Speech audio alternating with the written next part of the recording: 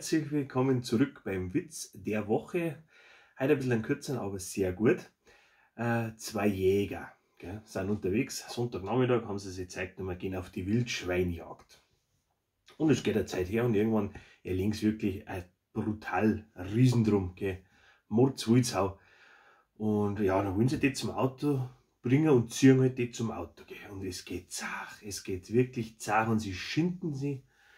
Und dann sagt der eine zum anderen, du, das geht so schwer.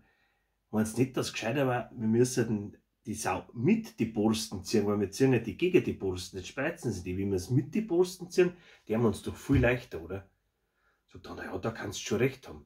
Machen wir es einmal so, gell? Probieren Sie es, ziehen Sie mit die Borsten. Kein Vergleich, so viel gut geht's.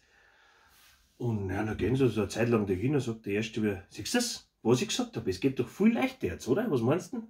Sagt dann, ja, auf alle Fälle geht's leichter, bloß wir kommen ja weiter von Auto weg.